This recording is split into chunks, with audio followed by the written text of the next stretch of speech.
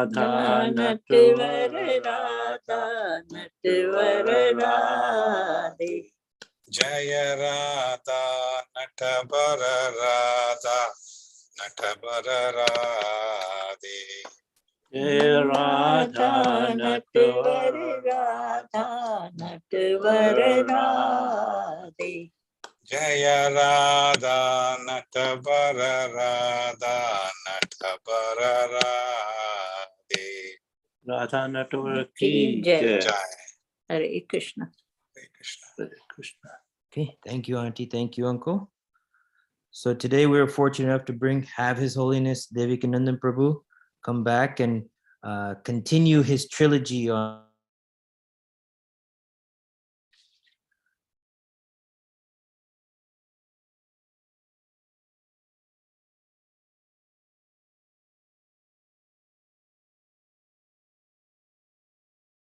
Hare Krishna, can you hear me?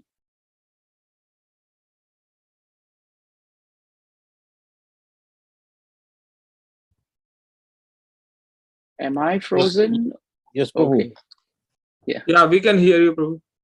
Okay. I think Abhishek Prabhu is frozen. Oh, okay.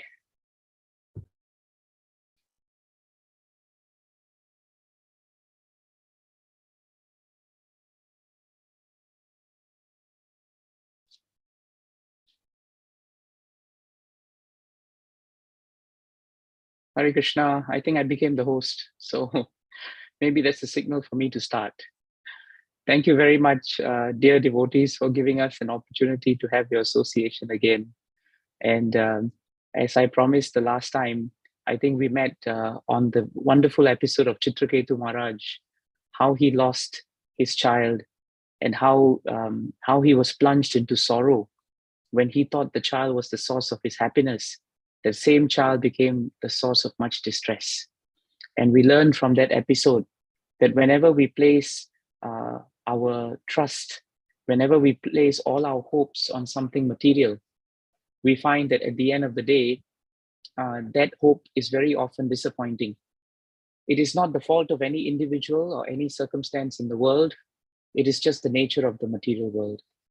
The most important thing that we can take, most important consideration we can take from Chitraketu Maharaj's life at that point of time is actually the fact that if we place all our investments of hopes and expectations on something which is material, we will actually be disappointed. The other important thing, if you recall from Chitraketu Maharaj's life, was the fact that his son, made a very important statement after he was allowed to come back into his body by Narada Muni. When Narada Muni had asked him, your father is here and he's lamenting, so please get up now and take over the kingdom and enjoy your life. The child, or the spirit that was inhabiting the child, the spirit soul turned to Narada and said something very important. Which father do you talk about? Which father and in which life? And here was Chitraketu Maharaj, feeling so much separation from his son. And his son was actually asking Narada Muni, which father are you referring to? So sometimes we forget that we have come into this world many, many times. And whatever investment of love and faith and hope we have in anything material, by its very nature being temporary, it will have to leave us. That is why two important principles are there in Krishna consciousness. And they can be summarized in two words in Sanskrit. One is the word known as Sharanyam, and the other is the word known as Sharanam. They both sound very alike, but they're very different. And these two words are found in a shloka in Srimad Bhagavatam, known as in the 3rd canto, 25th chapter, 11th verse. When you have time, you look at the verse, because there Devahuti Mata is praying to her son Kapila. And she's telling him that you are Sharanyam and you are Sharanam. Sharanyam means one who is worthy of taking shelter. And Sharanam means to whom we surrender. So Sharanam is very important in devotional service. The mood of surrender helps us in devotional service. But who we surrender to is even more important. Because in the world, everyone is surrendering to somebody or something every moment of our lives. But if we surrender to that which is not worthy of surrender, then we will become disappointed and we will be in difficulty. But if we surrender to one who is worthy of surrender, then all our difficulties will leave us, because we will be surrendering to the person who is the source of all sources. This is very important. Chitraketu Maharaj surrendered to his child because he thought that by taking shelter of the newborn child, he would get great happiness. But when his child died, that happiness was robbed from him. So even though the child was there, the sharanam to the child was wrong. He should have surrendered to Krishna, Sharanyam. If he had surrendered to Krishna, then whatever comes and goes in our life, Krishna will give us the strength to accept it. Otherwise, we'll be in difficulty. So that's a quick summary of what we did the last time. So now we come to the point where Chitraketu Maharaj has actually taken darshan of the Lord. If you remember in the last episode, Chitraketu Maharaj became enlightened with spiritual realization given to him by the sadhu sangha of Narada Muni and Angira Rishi. And by Narada Muni's blessings, Chitraketu Maharaj within a few days was able to take darshan of the great form of Lord Krishna in the form of Lord Anantadev. And after taking darshan, all his miseries, which were temporary, were wiped away from his heart. So now we come to the second episode of Chitraketu Maharaj. And in this episode, Chitraketu Maharaj, will now face a different challenge in his life. If you want to characterize what this chapter or what this episode is about, in one sentence, we can say that this entire episode of Chitraketu Maharaj is about embracing a fortune that is hidden. Sometimes we think, that we are unfortunate. We've come to devotional service and something seemingly unfortunate happens. But we don't realize that very often that is a hidden fortune. What appears as a misfortune is very often a hidden fortune.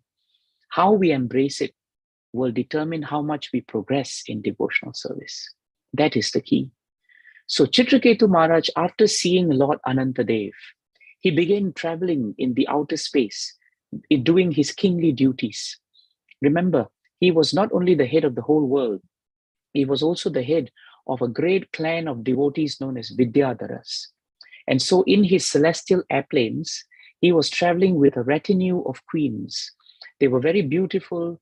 They were very, very powerful. They were very opulent. Chitraketu Maharaj revived his bodily strength, his bodily luster, because of his darshan of Anantadev. And he traveled, so many places, always remembering Krishna. Bhagavatam tells us that though he was surrounded by beautiful women in his travels, he did not forget to glorify the Lord by chanting the names of the Lord. And Prabhupada makes a very important point in that part of the chapter. One who is not contaminated by any material condition will continue to maintain taste for devotional service. This is a very important thing. If our sadhana and our spiritual practice is strong, even if we are surrounded by material energy in any form, that sadhana will protect us. The chanting of the holy names will protect us. Our serious study of Srila Prabhupada's books will protect us. We cannot find a situation in this material world which is perfect for Krishna consciousness. It will never happen. By the time it happens, you're dead. That is what will happen. So we have to be prepared in any situation to execute Krishna consciousness. So as Chitraketu Maharaj was traveling, Bhagavatam tells us that he came into these mountains known as the Sumeru mountain. And in that area, right, which is a very beautiful place, he saw a wonderful assembly of devotees. In the center of that wonderful assembly, beneath a big banyan tree, was Lord Shiva himself. And Lord Shiva was seated, right, amidst a great assembly of very powerful and great devotees. Bhagavatam says there were the Charanas, there were the Siddhas, there was Narada Muni, there were other great sages, even the Devatas were sitting down. And in that assembly of very wonderful devotees, Lord Shiva was doing something very wonderful. He was seated, and on his lap was seated his powerful wife, Parvati Mata. And he not only had her on his lap, but he had one arm around her. He was literally embracing her and yet he was seated in a very meditative position. Chitraketu Maharaj, brought his plane a bit closer to look at this wonderful sight. And when he saw Lord Shiva seated with his wife and embracing her, but in an assembly of very exalted spiritual personalities, he actually started laughing aloud. It is very interesting. Huh? He started laughing aloud. And when he started laughing, he also then spoke very loudly. In those days, they didn't have a mic, to project their voice. Somehow from his celestial plane, Bhagavatam says he spoke in a very loud voice within the hearing of Parvati Mata. Now, for Parvati to be embraced by a husband, Prabhupada writes in the purport, is very natural. Let's understand that first. It's a husband-wife relationship. If the wife is not going to be embraced by the husband, who is going to embrace the wife? That is a fact. We cannot escape from that. However, Prabhupada says, to embrace a wife in an assembly of exalted saintly personalities, that is not very common, right? And Vaishnava etiquette is that we will be a bit careful in our shows of affection, especially in the presence of sadhus. Prabhupada also writes at this point that even though Chitraketu Maharaj was calling out on this unusual scene, he should not have laughed out so loudly. But he did so. He did so. This episode is very interesting because it tells you that in life is not always so black and white, that we understand exactly how to proceed. And devotional service very often, will put us in situations where we are very awkward. We don't know whether this is correct, this is not correct, or whether we've done something right, or maybe not so right and not so wrong. No other scripture in the world actually embraces such situations which are awkward as Srimad Bhagavatam does. Almost all other scriptures will tell you black or white. But you and I know, living in this material world, half the time we are in gray area. Half the time we are not in black or white. If it was a black and white situation, we would be very clear about life. But life is very often not so simple.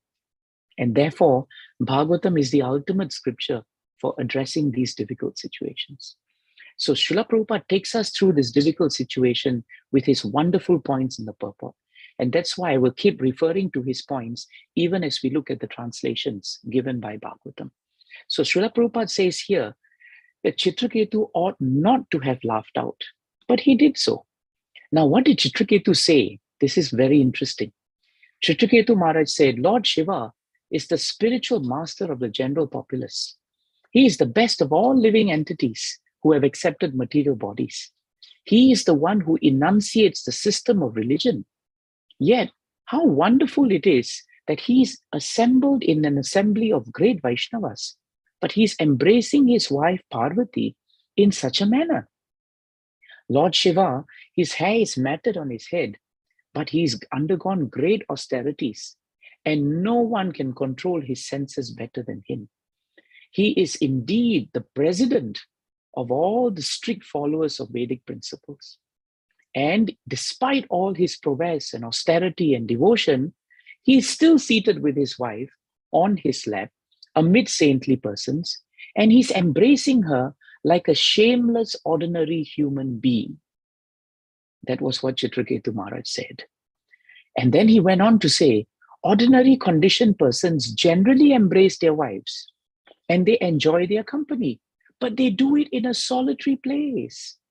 How wonderful it is that Lord Mahadeva, although a great master of austerity and his senses, is embracing his wife openly in the midst of an assembly of great saints. Now, when you hear such a thing coming from a great personality like Chitraketu Maharaj, about an equally, if not greater personality than Lord Shiva, just after Chitraketu Maharaj had taken darshan of Lord Anantadev, what do you make of it? How to understand why he did this and why he said that? Bhagavatam tells us that Chitraketu Maharaj actually was appreciating the exalted position of Lord Shiva. Let's not forget that. He was thinking, how can someone with so much control put someone as great as Parvati Mata on his lap and not exhibit being out of control? Because he was very saintly even though Parvati Mata was there. That was actually the appreciation that Chitraketu Maharaj had. And that was actually lost on Parvati Mata. It was not lost on Lord Shiva, but it was lost on Parvati Mata. In his mind and in his heart, Bhagavatam says that Chitraketu Maharaj was actually appreciating Shiva. But in expressing such a wonderful activity of Lord Shiva, he invariably also criticized Lord Shiva. So we have to be very careful as Vaishnavas. Sometimes, even if we don't mean it, we cannot understand subtly that we can also criticize someone. Sometimes subtly, there may be some pride in us, and it may appear as if we are actually saying something great about a person, but at the same time, what we say may not be very nice. It may be actually critical. But Srila Prabhupada makes an important point here. While Chitraketu Maharaj was criticizing and critical of Lord Shiva, even though he was appreciative of some aspect of him, he was not actually offending Lord Shiva like Daksha, Lord Shiva's father-in-law, had done in the 4th canto earlier. If you remember, in the 4th canto, Lord Shiva was criticized and offended by Daksha in the assembly of Devatas. And there, Daksha completely considered Lord Shiva to be undeserving and insignificant. But here, Chitraketu Maharaj did not think Lord Shiva to be undeserving or insignificant. In fact, he thought that what Lord Shiva was doing, nobody else can do, because he can maintain control even while having a woman or his wife on his lap. But Srila Prabhupada says a very important thing. Even though we are expressing astonishment or appreciation in wonder at someone, we can still subtly prejudge a living entity. It's possible for us to prejudge someone, even a powerful person like Lord Shiva. And in prejudging someone, we invariably can criticize them. So this is a very important consideration for us in devotional service. We may see some devotee in our congregation doing wonderful things, but our mind is such, we will also find some fault in that entity. And sometimes we find fault in a preconceived notion. And sometimes we think just because a person has made a mistake once, we always keep in mind that he will again make a mistake. And we prejudge people. When a person actually does something wonderful, it's not possible for us to have the right lenses to see them. So this is a dangerous point for us to be cautious of as devotees. Chitraketu Maharaj made his statement. It was very loud. All the assembly heard it. Lord Shiva heard it. Parvati Mata heard it. The devotees in the assembly heard it. Now, what were their reactions? This is very important, because if someone were to criticize us also, how do we react to the criticism is also very important for our devotional service. So Bhagavatam now tells us what were the reactions of these personalities. Let us look at Lord Shiva. What was Lord Shiva's reaction? After hearing Chitraketu Maharaj's statement, which was very loud so that everyone heard it, Lord Shiva, the most powerful personality, whose knowledge Bhagavatam says is so deep that no one can understand, what did he do? He did only 2 things. He simply smiled and he remained silent. Amazing. All he did was he simply smiled and he remained silent. So actually there are 3 S's here. He was very simple, therefore he could smile, and therefore he was silent. And this is truly a Vaishnava characteristic. When he did so, because he was simple, he was smiling and he was silent, all the members of the assembly, they are very exalted personalities, they also became simple and silent, and they were also smiling. So the question then is, why did Lord Shiva just smile? Why did he not counteract? Why did he not say, Chitraketu, how can you say that? How dare you say that? He didn't say that. Because Bhagavatam tells us he was the most exalted and most powerful of Devatas. He could do anything. He could maintain sense control. Even though he was exhibiting the behavior of a common man externally, such actions, Bhagavatam tells us, cannot diminish his exalted position. It cannot diminish his exalted position. Prabhupada gives this example. When a sun is shining in the world, the sun can evaporate urine from the ground. But by evaporating urine from the ground, it doesn't mean the sun is contaminated. The sun is so powerful that it is not contaminated by anything which is by nature contaminatory. And therefore, Lord Shiva was so powerful that even though a criticism was leveled at him, he was not affected by that contamination. Why? Because by nature, Lord Shiva is very simple. He is Asutosh. He is always pleased by very little that anyone does.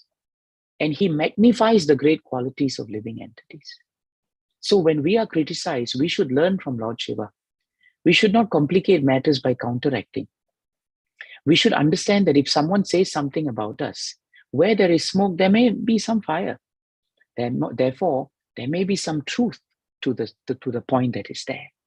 So actually, Chitraketu Maharaj, Bhagavatam tells us, was actually trying to tell Lord Shiva that even though you are a great personality, others who are seeing your external behavior, they may not understand it and they may criticize you. Therefore, you should cease such behavior so that others can be saved from criticizing you and become offenders. So Lord Shiva knew that Chitraketu Maharaj's intention was good.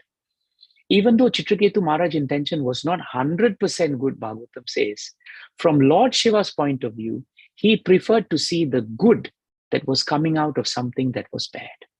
This is devotee behavior. A devotee tries to see the hand of Krishna in something. When Mahaprabhu in Chaitanya Leela was criticized by Amoga, who was the son-in-law of Sarvabhauma Bhattacharya, he was criticized for eating too much.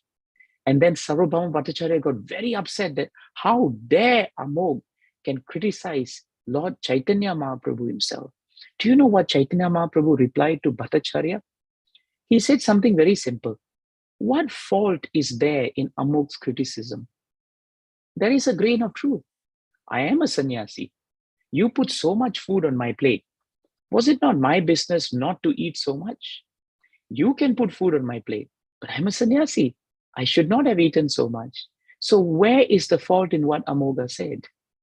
So it's very important that when we are criticized, we should follow the footsteps of these great acharyas like the Lord himself, who is the Lord, and Lord Shiva. Lord Shiva didn't become disturbed in his remembrance of the Lord because of a criticism from an external source. Rather, he thought to himself that actually Chitraketu is trying to point out that my actions may not be properly understood by others. So instead of counteracting by criticizing Chitraketu, Lord Shiva navigated the situation by transcending it and thinking that Chitraketu actually had good intention for me. That is why Bhagavatam says he was not angry, and rather he remained silent and smiling. The members of the assembly are also very exalted devotees. If they thought something was wrong, they would have stood up and counteracted. But by seeing how Lord Shiva handled the situation in a very mature manner, they also became silent. They also concentrated on Krishna. They did not walk away. This is very important. Now, what was the reaction of Parvati Mata? Parvati was not so peaceful as Lord Shiva. In fact, Parvati Mata became very upset. And Chitraketu Maharaj did not realize how exalted in one sense Shiva and Parvati are. Prabhupada writes in the purport that even though Chitraketu may have had good intention, he was still criticizing.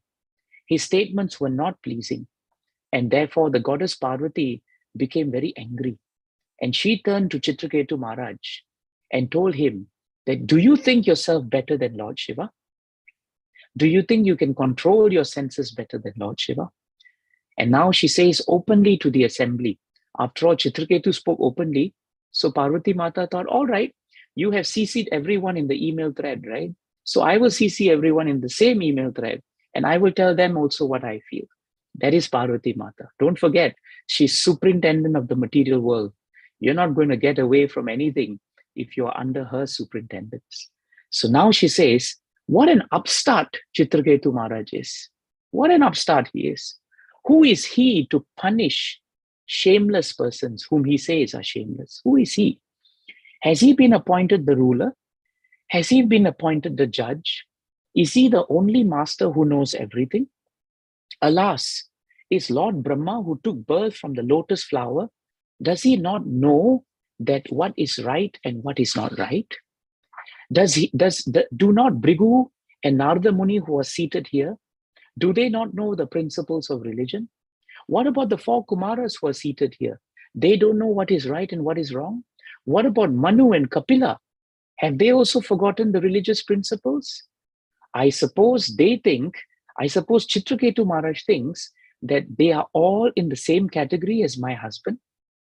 This Chitraketu is the lowest of the Kshatriyas because he has impudently overridden Brahma and all the other devatas by insulting Lord Shiva, upon whose lotus feet everyone is meditating. Does he not know that Lord Shiva is personification of religion? And he is Charachara Guru. He is the spiritual master of the entire world. What Chitraketu spoke is not correct. He is actually subtly very puffed up because of his achievements. He has taken darshan of Lord Sankarshan, but in doing so, after doing that, he has become consumed by pride. And he thinks, I am the best. Such a behavior does not allow him the right to approach the shelter of Lord Vishnu's lotus feet, which are worshipped by all saintly persons, because he is impudent and he thinks that he is more important than anyone else. So now, my dear son, O impudent Chitraketu, I say now that you should take birth in a family of demons so that you will not commit this offense again to saintly exalted persons like Lord Shiva.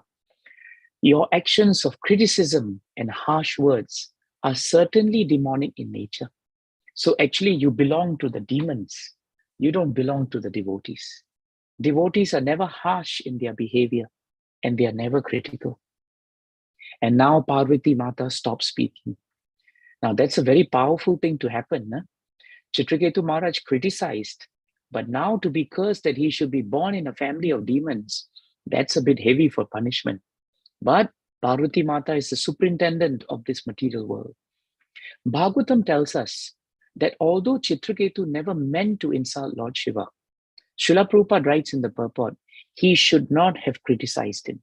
This is a very important point. If you have time, look at the purport of 6th canto, 17th chapter, 10th shloka. In that purport, Prabhupada writes a very important point, and this is something we should keep in mind in our relationships with each other. Prabhupada says, a Vaishnava should not try to minimize anyone else's position, not just devotees, but anyone else's position. By criticizing and finding fault, we actually minimize other people's position. And by doing that, we maximize our position. Prabhupada writes in the purport, it is better to remain humble and meek and simply chant the Hare Krishna Mahamantra. And Prabhupada says, Chitraketu thought himself a better controller of his senses than Lord Shiva, although actually he was not. Because of all these considerations, Mother Parvati was somewhat angry at Chitraketu. And Prabhupada says a very important statement. Unless one is humble and meek, one cannot qualify to sit at the lotus feet of the Lord. Very important point. In the mood of real humility, we can sometimes act very boldly and confidently for Krishna. But on our personal behalf, a Vaishnava is meek and tolerant. That is very important. So actually, Chitraketu Maharaj missed that very important point. And that is why Parvati Mata decided that he should be actually cursed. Now, when she did that, the assembly just became silent. Now we come to the last reaction of the day. What was Chitraketu Maharaj's response to the powerful statement of intent by Mother Parvati? That despite all his austerities, despite his spiritual journey, it looked like Chitraketu Maharaj will be pushed back in his progress. Because if you're born into a demonic family, your mentality will be demonic, isn't it? What happens to all your devotional service? If I were Chitraketu Maharaj, I would surely think, this is most unfair. How can Krishna allow this to happen? He gave me darshan. He put me through hell by my son dying. Then he gave me sadhu sangha. And now because of my statements, which may not have been right, do I deserve this kind of punishment? If I were Chitraketu Maharaj, this is what I would be complaining to Krishna. And I would probably counteract Parvati Mata. and tell her what you say is not correct, and for the following reasons you should not have said that, and I would be just going on and on and on, and there'll be an argument. But Chitraketu Maharaj did not do anything like that. When Chitraketu heard Parvati Mata, and when he heard that curse of Parvati Mata, that curse brought him to his senses almost immediately. This is the power of devotional service. If our sadhana and our devotional practice is very sincere, even if we make a mistake in spiritual life, even if we criticize and do things we should not, because of the great stock of our devotional service, Krishna and our spiritual masters will awaken in our hearts the mood of repentance very quickly, very quickly. And Chitraketu Maharaj repented for his action. Bhagavatam says he repented almost immediately. He descended from his airplane. He bowed before Parvati Mata with great humility, and he pleased her with his words. This is what he said. He said, "My dear mother, with my own hands folded together, I accept the curse upon me." This is Vaishnava. When we expect things to happen in this world, we will become angry and agitated. And very often we are disappointed. When we learn to accept that which is coming to us as what is given to us by Krishna, that acceptance overrides our expectations. And in acceptance, we become peaceful. But in expectation, we become agitated. That is very dangerous. If I were to get on board a class, for example, if I expect this must be there, that must be there, there must be this many people, the conditions must be there, nobody can satisfy these things. And I will invariably become disappointed. But if I come on board, accepting everything that is given as Krishna's plan, then I can concentrate on Bhagavatam instead of concentrating on all the externalities. Isn't that the aim of life? To remember Krishna. This is very important. So Chitraketu Maharaj did not waste time. He accepted immediately what was given. He said, "I do not mind the curse, because in life, happiness and distress, they come hand in hand." This is a very important point. When times are good, we should remember Krishna. When times are bad, we should also accept them as part of Krishna's mercy. And that is what Chitraketu Maharaj was doing. Chitraketu Maharaj said, "Deluded by ignorance, as a living entity, we wander in this world everywhere. But we don't realize that whatever that's happening to us is the result of our previous misdeeds." This is a very important point. What is that nice verse? Tatte nukampam sushamikshamano bunjana evatma kritam vipakam hridvagvapulbir vidadan namaste jivetayo mukti padesa daya bha. This is the 10th canto, 14th chapter. And in that 14th chapter, Brahma, has become bewildered because the calves were stolen by him, and Krishna for a year expanded himself perfectly as the boys and the calves. So now Brahma is very repentant, and he tells Krishna, "Oh dear Krishna, tattenu kampana sushamikshamano bunjana evatma kritam vipakam." Bunjana means a devotee should live in this world by enduring everything. And when he endures everything, he is meek and humble. Same point in Chitraketu Maharaj's life. When we endure something by seeing the hand of Krishna, automatically humility is cultivated. There is no need for an external way to cultivate humility. The secret to becoming humble is you see the hand of Krishna. You learn to accept instead of expect.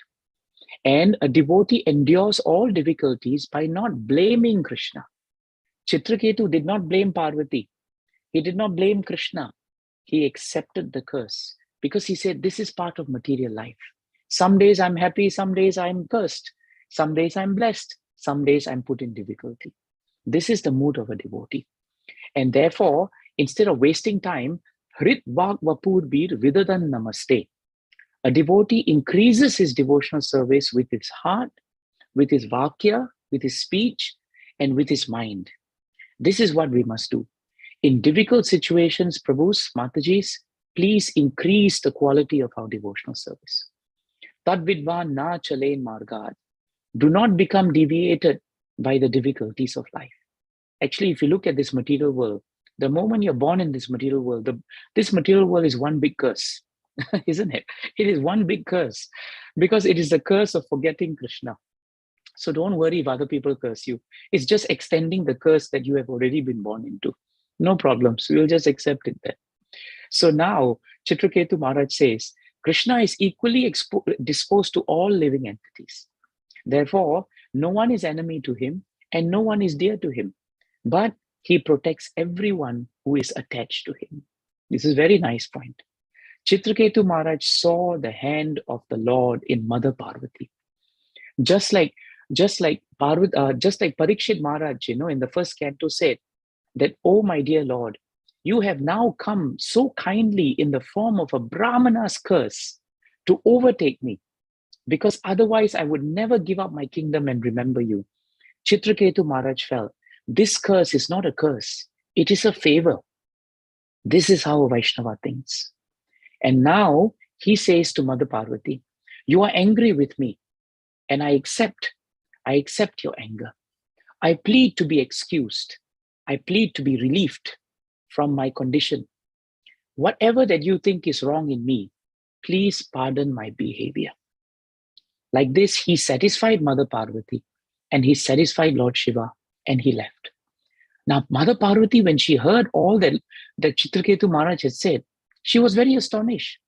She thought Chitraketu is going to come down and have a go at her. She became very astonished and she became silent. At that point of time, Lord Shiva finally decided to speak. And Lord Shiva said, my dear beautiful Parvati, I can see the astonishment on your face. You're wondering, wait a minute, after all that I said, he accepted everything smilingly and now he's leaving? This is very astonishing. And now Lord Shiva says, have you seen the greatness of devotees? Being servants of the Supreme Personality of Godhead, Hari, they are actually very great souls. They are genuinely not interested in material happiness.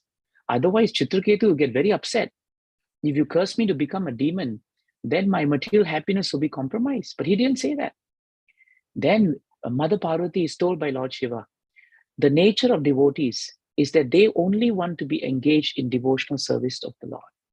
They never fear any condition of life. And in any condition of life, they can remember Krishna. Whether you're born in demonic family, you're born in saintly family, you're born in pious family, for a devotee, it doesn't matter ultimately. Some of us may have had the good fortune of being born in pious families, but many of us were not. Many of us were born into families who had no idea about regulative principles, Krishna. Yet, did it matter now for us to embrace Krishna consciousness? It didn't. It didn't. So for devotees, it doesn't matter. So therefore, Parvati Mata was told by Lord Shiva that this magnanimous Chitraketu is actually by heart a dear devotee of the Lord. He is very dear to Krishna. And my dear Parvati, I am also very dear to Krishna. So for Krishna, both of us are very dear. So we should not be astonished when sometimes between devotees, we say something to each other or we say something against each other. Because in our hearts, when Chitraketu was laughing at my behavior, in my heart, I took it on friendly terms. I took it that he was on the same level as me and he was checking something that I did not see. So there was no real reason for me to curse him. I did not feel that. So therefore, between me and Chitraketu, we had an understanding because we knew that we are both dear to Krishna. The great Chitraketu Maharaj is so powerful, Mother Parvati, that actually he's competent to curse back in retaliation. But instead of doing so, he accepted his mistake. He humbly then bowed before you and he left. This standard of behavior now, Parvati, you must appreciate. Yes, you may have been upset about his behavior before that, but please now appreciate his behavior after that. A devotee is always prepared to accept the hand of Krishna. And when he makes mistakes, he is ready to accept the consequences also. And in that way, instead of Chitraketu Maharaj becoming disturbed, now Chitraketu Maharaj has become peaceful and equipoised. And now he has increased his devotional service. and he's prepared to accept that he was proud. So in that way, that same Chitraketu Maharaj who was cursed by Parvati Mata, in his next life, he would become the great, powerful demon known as Vritrasur. And when we come together in the next session, we will look at the last stage of Chitraketu's colorful life. From Chitraketu, the king who lost his child, to Chitraketu, the king who became a little bit puffed up and criticized Lord Shiva and became cursed, to Chitraketu, the king who would become a great demon, Vritrasur, but who would actually show us that what a great devotee he actually was. How can we conclude this wonderful episode? This episode is very interesting because there was a criticism, there was a behavior that was not entirely exemplary. There was then a curse from a great exalted personality like Parvati. There was a very wonderful Vaishnava-like behavior in response to the curse. So what do we learn from all this? One of the important things this episode tells us is that when we sincerely perform devotional service, even if there are discrepancies in our behavior, Krishna will check us.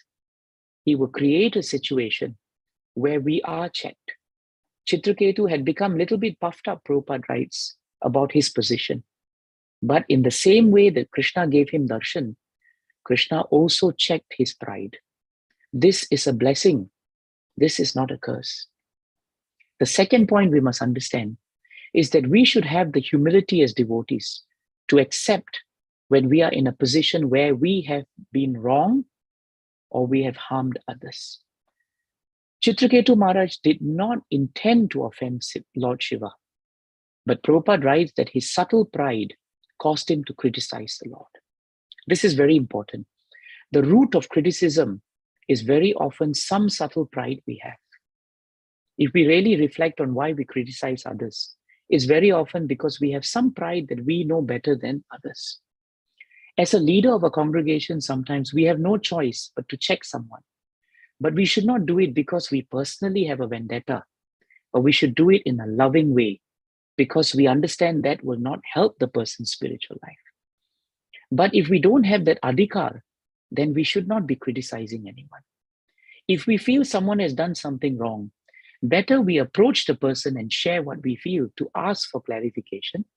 Or if we feel we cannot control our senses, then bring a senior devotee into the picture and have a nice Ishtagoshti and speak openly about what we feel could be a discrepancy.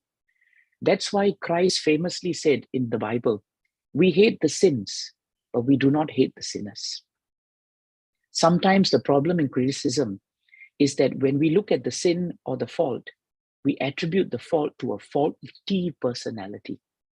And that is very dangerous. So Lord Shiva did not retaliate. Even though it was unpalatable behavior, he did not retaliate. Na asyat tat pratikurvanti. A devotee, even though he's capable of counteracting, he does not want to waste his time to counteract. Lord Shiva tried to understand why Chitraketu was saying such a thing. And that's why he was simple, that's why he was silent, and that's why he was smiling. If Lord Shiva had counteracted by criticizing, then there's no difference between his exalted nature and the nature of other living entities. I remember my Guru Maharaj telling me this point. When a dog bites a man, it is not news because it's nature of dog to bite the man. But when the man counteracts by biting the dog, believe me, it'll become headline in any newspaper because it should not be the nature of the man to bite the dog. You know, there's a nice story in Hitopadesh. There was a sadhu who was on the shores of an ocean, and one man was passing by and saw a very strange sight. He saw that there was a scorpion that was caught in the water, and the sadhu tried to pick up the scorpion and put it on land. And every time he did that, the scorpion would sting him. The sadhu felt the sting. And when the scorpion was washed away by the water, the sadhu would go and pick up the scorpion again. And so the gentleman approached the sadhu and said, "My dear sir, why are you doing something so foolish? You keep being bitten and stung by the scorpion, yet you continue to save him." And the sadhu said, "It is in the nature of the scorpion to sting me. But is it in my nature to give up on the scorpion? This is a very important point. This is the way saintly persons accept the stings of the material world. If we want, we have a choice of degrading ourselves into the nature of criticism, or we have a choice by the power of devotional service to rise above counteracting criticism. So this is very important. So what Lord Shiva did was very exemplary. What Chitraketu did was not very nice. What Parvati Mata did was actually also in one way acceptable, because there is a principle in spiritual life that if someone criticizes an exalted personality and we are in their presence, we should not just tolerate it, because we become implicit to it then. We become part of the crime, so to speak. Rather, we should stand up and say, you should not have spoken like this about this person. You should try to understand why he did something like that. So Parvati Mata was not standing up for herself. She was actually standing up for a Vaishnava. So Bhagavatam also tells us that as superintendent of the material world, she was discharging her duty of imposing sanctions on Chitraketu. But afterwards, after hearing the wisdom of Lord Shiva, she appreciated Chitraketu with goodwill. And the last point that's very important is how Chitraketu Maharaj reacted to his mistake. Very exemplary. Instead of, standing up and defending his mistake, he accepted it wholeheartedly. And because he accepted it, he became Vritrasur. And in that life, he would go back to Krishna and he would become so glorified. A devotee lives not to counteract others. People may counteract us, people may harass us, but we should understand the harassment and criticism through the eyes of scripture. When you have time, look at 11.7.37 of Srimad Bhagavatam.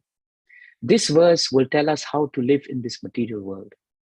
Bhutai akramyamano api, diro daiva vasa anugai, tadvidvan na chalen margad, anvasiksham shite vrataha. The translation is very beautiful. A sober person, even when harassed by other living beings, should understand that his aggressors are also acting helplessly under the control of the Supreme. He should never become distracted from the progress of his own devotional service. This is what we learn from Mother Earth. Mother Earth is never distracted from her service to Krishna, despite so much of harassment from the living entities. So Bhagavatam teaches us, when something appears to be a misfortune, it is through the devotee's lens actually a hidden fortune. And that is why I thought it is a good way to understand this chapter on the platform of embracing a hidden fortune. Jai Grantharaj Srimad Bhagavatam ki, Jai Srila Prabhupada ki, Jai Srila Gurudev ki, Ananta Koti Vaishnavrinda ki, Etai Gaura Premanande. Thank you for your time, Prabhus and Matajis.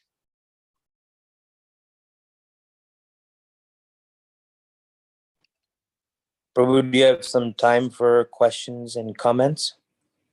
Maybe 5 minutes, that would be good. Okay, perfect. If there's any questions, please go ahead and unmute yourself.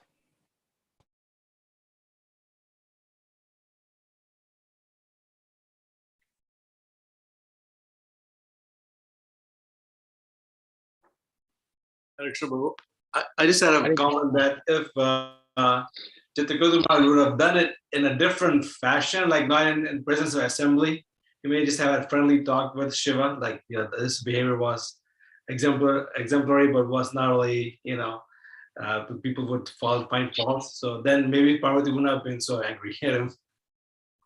Absolutely true, Vivek Prabhu. And that's why, it's so important when we have some misgivings or some clarification that we hold these discussions, in confidence. Because in a confidential setting, we can reveal our mind and we can approach this matter in a much more sensitive way. But the beauty of Bhagavatam is that Bhagavatam also teaches us in situations by showing us what we shouldn't do. And that's why Bhagavatam is so powerful. And also, if you think about it, Krishna wanted to hasten the liberation of Chitraketu Maharaj from all these nitty-gritties. And therefore, the hand of the Lord ultimately, in teaching Chitraketu Maharaj and teaching us through him, that it is very easy if we are not careful to become puffed up and to forget, how we should behave. It can happen even when we are in devotional service. That's why devotional service is a razor's edge. If we just for a little moment just take our eyes off the mirror and not see where we are shaving, I think you and I know when we shave, how easily, a little cut can just come when we just lose concentration. So devotional service is very precious, and how we treat it, right, will actually protect us. So thank you, Vivek Prabhu. That's a very important thing on how we should learn about these things. That's why Lord Shiva's behavior was very nice. If Lord Shiva also started condemning Chitraketu Maharaj openly, I think the situation would have escalated into something very nasty. But by being silent, he actually checked the situation the best way that he could. Thank you, Prabhu.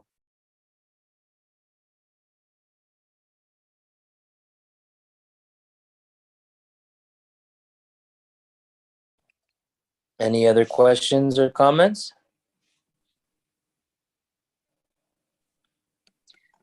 Okay.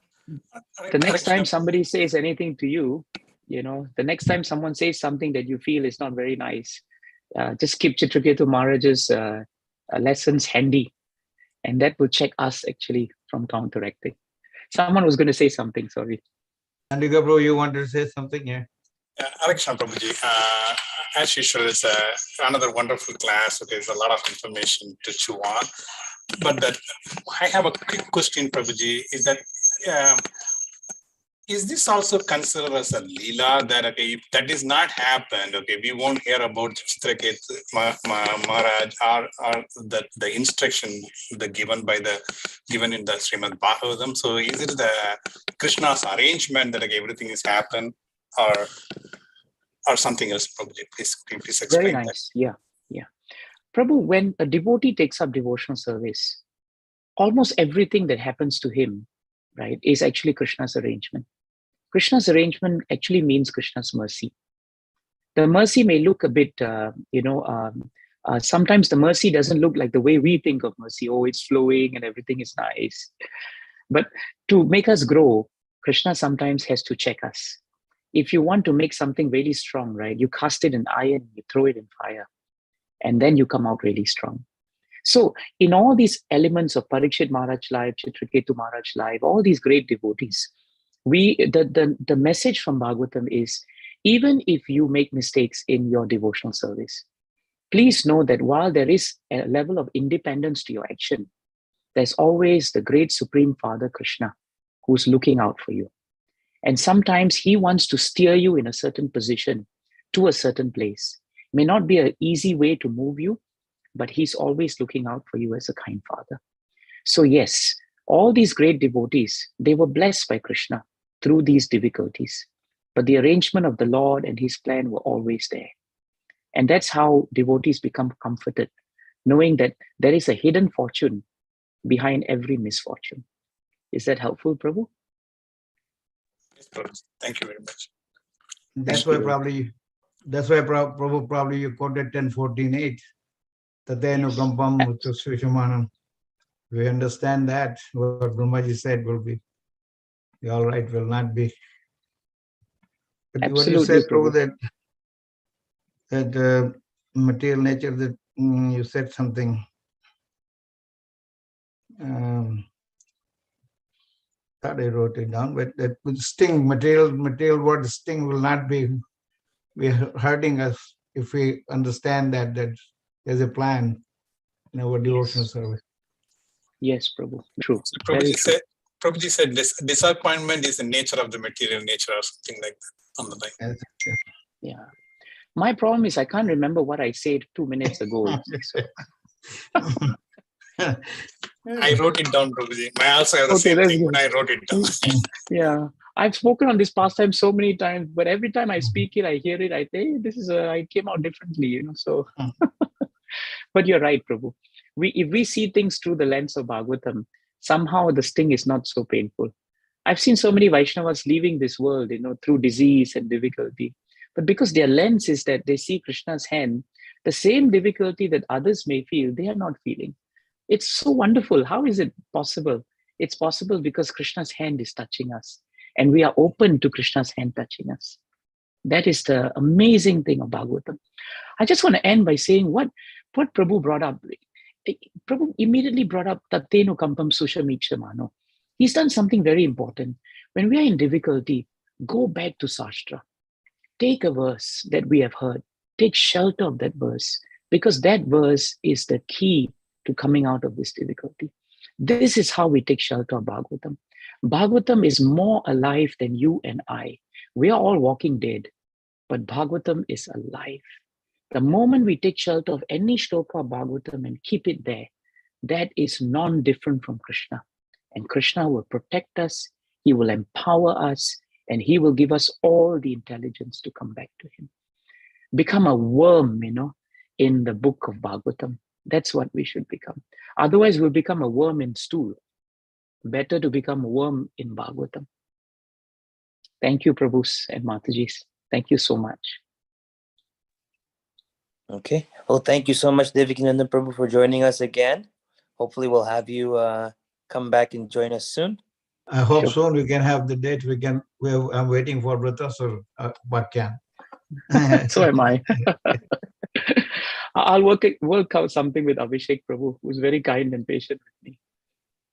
As you are with me.